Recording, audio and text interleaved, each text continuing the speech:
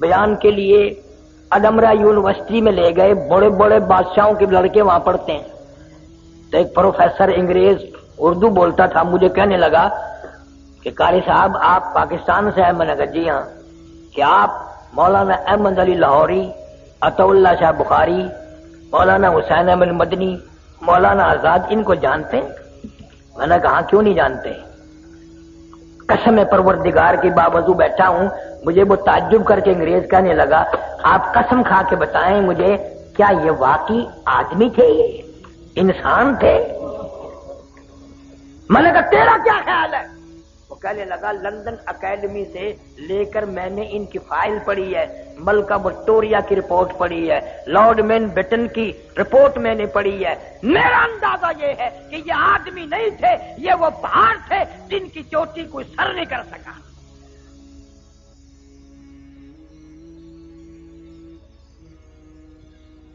آج اس دور میں ہر آدمی کی تمنا ہے انگریز بن کے مروں، انگریزی لباس، انگریزی کپڑے، انگریزی برتن۔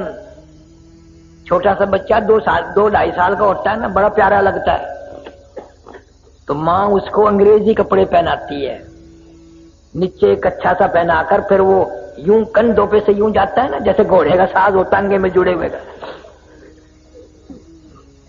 سرما سیاہی کر کے، پاؤڈر ووڈر چھڑک کے، اور بڑی خوش ہوتی ہے ماں، ہونا بھی چاہیے۔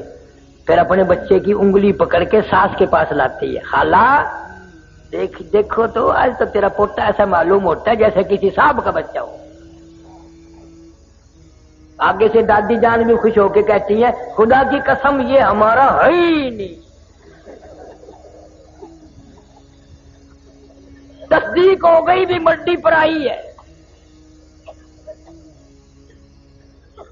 اندازہ لگاؤ جس قوم کی یہ ذہنیت ہو، جن کا مزاج یہ ہو، کس طرح ہدایت ہوگی، کس طرح ہم لوگ ایمان کے ساتھ مریں گے، کس طرح کلمہ نصیب ہوگا۔ مولانا جعفر تھنیسری رحمت اللہ علیہ میری کرنال ضلع کا راجپوت برادری کا آدمی صاحب جگیر ہے، بیعت کر لی، مرید بن گیا حضرت شیخ الہند رحمت اللہ علیہ کا۔ فوراً مصیبت آئی۔ آج تو لوگ اس لیے کسی پیر کے مرید ہوتے ہیں چلو 2-4 دن میں خلافت ہی مل جائے گی۔ ایک پیر سے میں نے پوچھا کہ بزرگ نے جو تجھے خلافت دی کہاں ملا تھا؟ کہنے لگا گڈی میں سفر کر رہا تھا، وہ بھی میں بھی، اترتے ہوئے خلافت دے گئے۔ پتہ نہیں دال ریوڑی تھی یا دال کراری بیچتے ہیں نا، وہ خلافت ہی بیچ گیا، اتنا سستا سودا۔ حضرت شیخ الہند رحمت اللہ علیہ جزیرہ انڈمان میں 4 سال کی قید کر دی انگریز نے، جا کے جہاز سے اترے، انگریز آگے آگے چلا اور کہنے لگا میرے پیچھے پیچھے آؤ میں راستہ بتاؤں گا۔ حضرت شیخ الہند وہی کھڑے ہو گئے، فرمانے لگے بدبخت تو ہمارے آگے کیوں چلتا ہے؟ جب تک تو آگے چلے گا میں یہی ٹھہرا رہوں گا، ہمارے پیچھے رہ کر بتا دائیں مڑنا ہے بائیں مڑنا، انگریز آگے ہو میں پیچھے ہرگز نہیں چلوں گا۔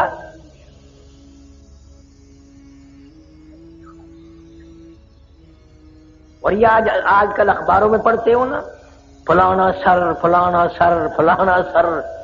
انگریز کی منڈی میں القاب اتنے سستے نہیں تھے، قوم سے، ملک سے، اسلام سے غداری کرتے تھے لوگ، ان کو القاب ملتے تھے۔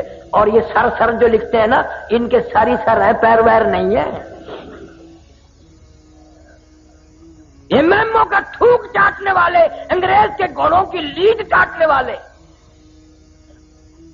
آج لیڈر بنتے ہیں۔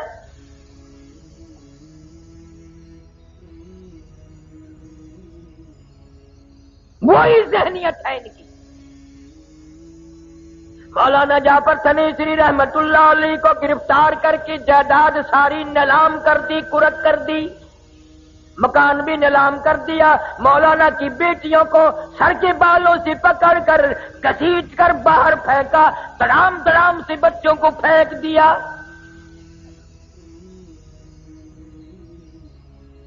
راجپوت برادری کی بیٹی ہے مولانا کی بیوی، لکھا ہے کہ کئی انگریز سر کے بال پکڑ کر گھسیٹتے ہوئے لائے اور باہر پھینک کر مارا۔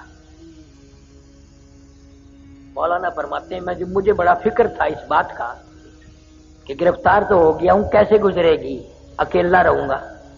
فرماتے ہیں جب امبالے شہر کی مجھے جیل میں لے جایا گیا، آگے کیا دیکھتا ہوں، مولانا یحییٰ علی، وہی بزرگ جس کی میں نے بات بتائی، پٹنہ والے آگے بیٹھے ہیں، اور مولانا حمید اللہ صورت والے، دو بزرگ آگے بیٹھے۔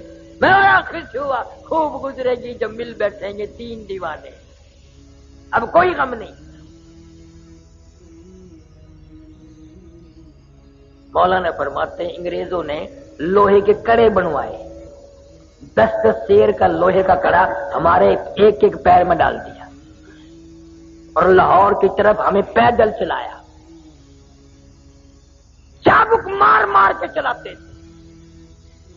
مگر مولانا لکھتے ہیں جب نماز کا وقت آتا، ہم تینوں آدمی آنکھوں میں اشارے کر کے زمین پر بیٹھ جاتے، تیمم کر کے نماز پڑھتے، ہم رکوع کرتے، چار انگریز پوری طاقت سے ہماری کمر پہ پیٹھ پہ چابک مارتے، کوڑے برساتے، ہم ایک ایک سجدے میں ایک ایک رکوع میں 70 مرتبہ سبحان ربی الاعلی کہتے تھے۔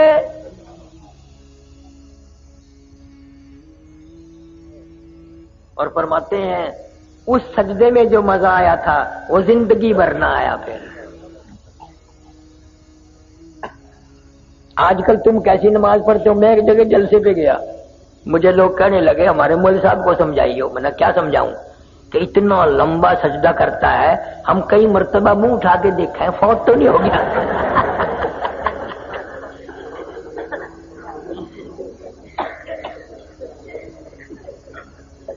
انہیں کو پتا ہے سجدے کی حقیقت کیا ہے۔ تمہیں کیسے معلوم ہو؟ تمہارا آخرت پہ، موت پہ، قیامت پہ یقین نہیں۔ جناب مدنی کریم صلی اللہ تعالی علیہ وسلم کے بارے میں اما عائشہ صدیقہ رضی اللہ تعالیٰ عنہ فرماتی ہیں اچانک میری آنکھ کھلی، میں بیدار ہوئی، میں نے حضور کریم صلی اللہ علیہ وسلم کو دیکھا، آپ کا سر مبارک سجدے میں ہے اور بڑی لمبی لمبی امت کے لیے دعائیں مانگ رہے ہیں اور سجدے میں رو رہے ہیں، سانس گھٹنے لگا، میں اپنا کلیجہ پکڑ کے بیٹھ گئی، کہیں آج بیوہ تو نہیں ہو جاؤں گی۔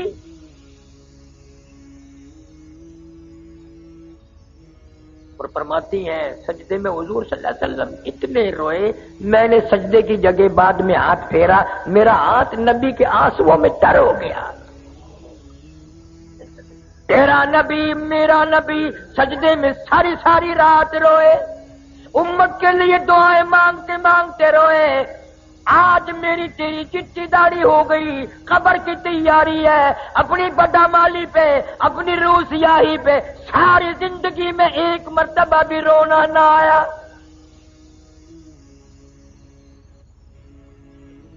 اس لیے کہتا ہے 2 دن کی زندگی پہ نہ اتنا اچھل کے چل، 2 دن کی زندگی پہ نہ اتنا اچھل کے چل، یہ راستہ ہی چلو کا ہے ذرا سنبھل کے چل، بڑے چلے گئے یہاں تیرے جیسے پیر پیٹ کے، تو بھی جائے گا۔ اور مجذوب کہتا کہ دفعتاً سر پہ جب آ پہنچے اجل، دفعتاً سر پہ جب آ پہنچے اجل، پھر کہاں تو اور کہاں دار العمل، جائے گا یہ بے بہا موقع نکل، پھر نہ ہاتھ آئے گی یہ عمر بے بدل۔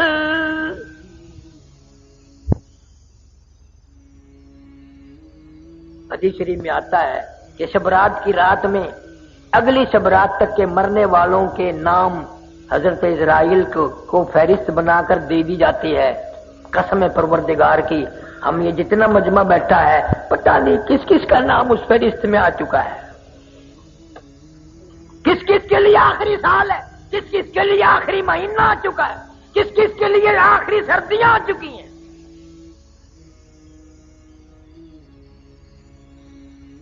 سیدنا علی مرتضی رضی اللہ تعالیٰ تشریف لے جا رہے ہیں لشکر کے ساتھ ساتھ، قبرستان راستے میں آ گیا، اپنے شاگردوں سے ہٹ کر قبرستان میں جا کھڑے ہوئے اور رونے لگے اور قبر والوں کو کہنے لگے، اور قبر والوں ہمارا تو یہ حال ہے، اموالکم قسمت، جو تم نے مال جمع کیا تھا وہ تقسیم ہو گیا، نساؤکم زوجت، کل تیری بیوی تیرے بغل میں پڑھ کے کہتی تھی میں تیری ہوں میں تیری ہوں، تیرے مرنے کی دیر تھی، اب کسی اور سے شادی رچا لی، اس کو کہہ رہی ہے میں تیری ہوں میں تیری ہوں، اور پھر روئے ہیں حضرت علی رضی اللہ تعالیٰ عنہ اور فرمانے لگے اپنے شاگردوں کو، اگر یہ قبر والے بول سکتے بتاؤں کیا کہتے؟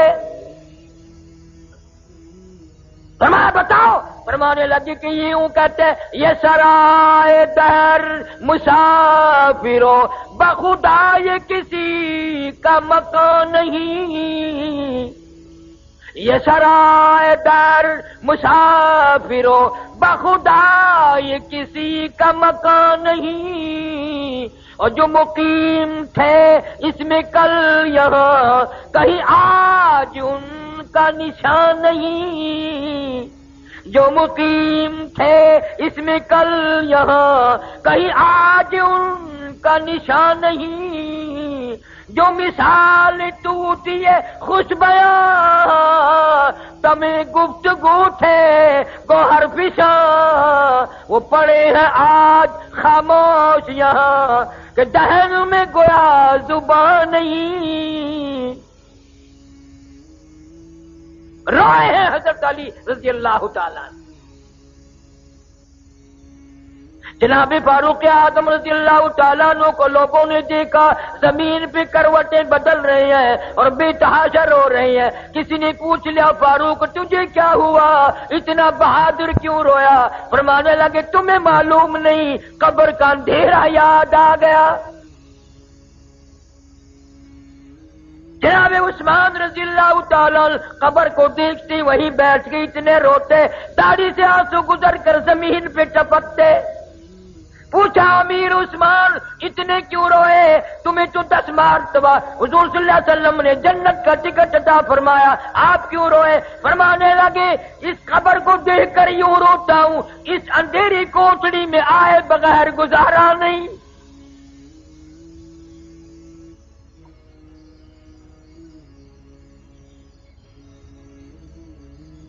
نہ کبھی یہ سوچ آتی ہے میری ماں کہاں گئی، میرا باپ کہاں گیا، میرے رشتہ دار کہاں گئے، اگر وہ گئے ہیں تو مجھے بھی جانا پڑے گا، اور اس کی تیاری کوئی نہیں، اس کا ارادہ کوئی نہیں، پروگرام ہی نہیں۔ حضور صلی اللہ تعالی علیہ وسلم نے صحابہ کرام کا مجمع دیکھا اور فرمانے لگے لوگوں تمہیں اپنی زندگی کی کس قدر امید ہے؟ ایک صحابی کہتا ہے مجھے امید ہے فجر کے بعد ظہر پڑھوں گا، ظہر کے بعد عصر پڑھوں گا۔ ایک صحابی کہنے لگا عصر کے بعد مغرب کی امید ہے، ایک نے کہا مغرب کے بعد عشاء کی امید ہے۔ حضور صلی اللہ علیہ وسلم نے فرمایا بڑی لمبی امیدیں باندھ رکھی ہیں، اپنا پیر مبارک اٹھایا، قدم مبارک اٹھایا، فرمایا یہ جو میں نے قدم اٹھایا ہوا ہے مجھے معلوم نہیں زمین پہ رکھا بھی جائے گا کہ نہیں، جو پانی کا گھونٹ میرے منہ میں موجود ہے مجھے معلوم نہیں اندر جائے گا یہ پہلے موت آ جائے گی، جو لقمہ میرے منہ میں ہے پتہ نہیں وہ پیٹ میں جائے گا یا باہر آ جائے گا، مجھے اتنا پتہ نہیں، میرا تیرا کیا بنے گا؟ ارشاد فرمایا مدنی کریم صلی اللہ علیہ وسلم نے اور لوگوں میرا دل چاہتا ہے قبر کا عذاب تمہیں دکھاؤں پر مجھے ڈر ہے تم مردوں کو دفن کرنا چھوڑ دو گے۔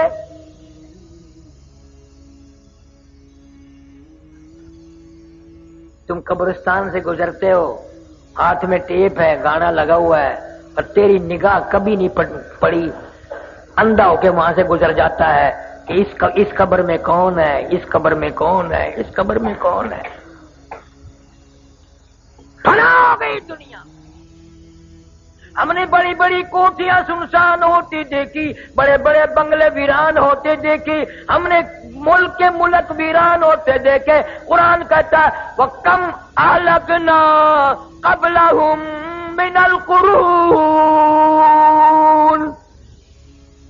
وَكَمْ أَهْلَكْنَا قَبْلَهُمْ مِنَ الْقُرُونِ۔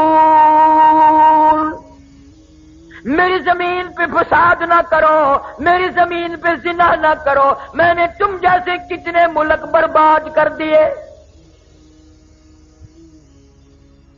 جب آدمی عورت ہو مرد ہو زنا کر کے چلتے ہیں، خدا کی قسم حضور صلی اللہ علیہ وسلم نے فرمایا اللہ کی زمین اللہ سے عرض کرتی ہے یا اللہ اجازت دے میں لقمہ بنا کر نکل جاؤں، پلیت قدموں سے یہ میرے اوپر چل رہے،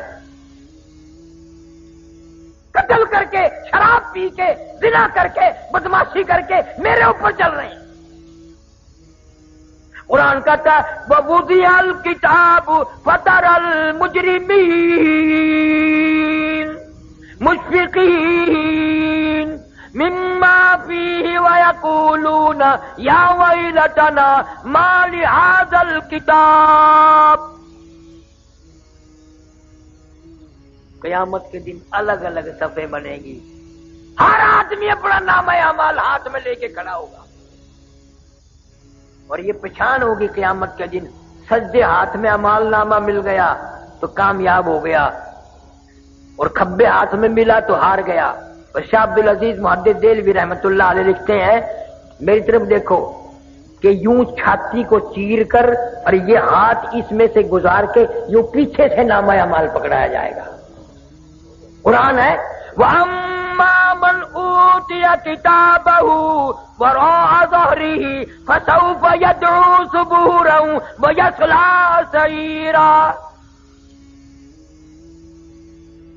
ہار گیا، پھنس گیا، اعلان ہوگا وَامْتَازُوا الْيَوْمَ أَيُّهَا الْمُجْرِمُونَ۔ ظالموں اور زانیوں اور بدماشوں حرام خوروں ملاوٹ کرنے والوں الگ ہو جاؤ، آج نیک بندوں کے پاس تمہیں کھڑا ہونے کی اجازت ہے۔ تجھے کبھی فکر ہوا کہ پتہ نہیں میرا وارہ کدھر لگے گا؟ لِيَمِيزَ اللَّهُ الْخَبِيثَ مِنَ الطَّيِّبِ، نیک و بد میں جدائی کر دی جائے گی۔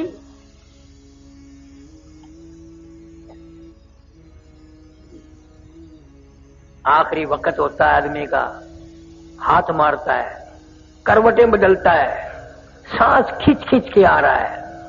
بیٹی نے پوچھ لیا امی جان کیا تکلیف ہے؟ کہتی ہے بیٹی بخار نہیں، نزلہ نہیں، کھانسی نہیں، درد کوئی نہیں، سانس لیتی ہوں، اتنی تکلیف ہوتی ہے کہ سینکڑوں ہزاروں ڈھنگریوں کے اوپر سے کانٹوں کے اوپر سے جیسے گھسٹ کے سانس آ رہا ہو،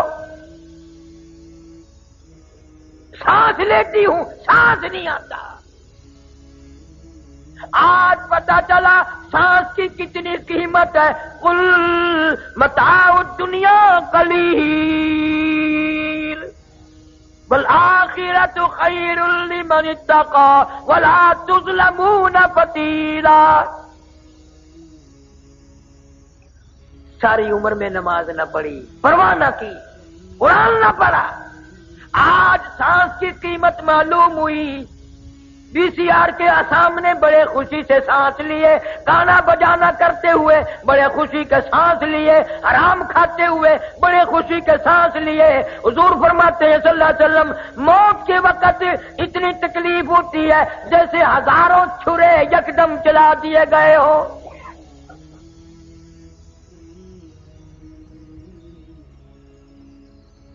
میرا تیرا کیا حال بنے گا؟ امی عائشہ صدیقہ رضی اللہ تعالیٰ عنہ فرماتی ہیں حضور صلی اللہ علیہ وسلم کا آخری وقت ہے، میری گود میں آپ کا سر مبارک تھا، پسینے آئے اور آپ نے مجھ سے پانی مانگا۔ فرماتی ہیں میں پانی لے کے آئی، میرے محبوب کو پیاس لگی ہوگی، اشارہ فرمایا کہ یہاں رکھ دے، قریب میں نے رکھ دیا۔ فاطمہ تو زہرا فرماتی ہے میرا جگر پھٹنے لگا، میں نے دیکھا میرے ابا پانی میں ہاتھ بھگو بھگو کر اپنے چہرے انور پہ یوں چھینٹے مارنے لگے۔ حضرت عائشہ فرماتی ہے میں نے رو دیا، محبوب کیا بنی، یہ گھبراہٹ کیسی، یہ پسینے کیسے؟ یوں فرمایا میری عائشہ تو نہیں جانتی موت کتنی گھبراہٹ والی ہے۔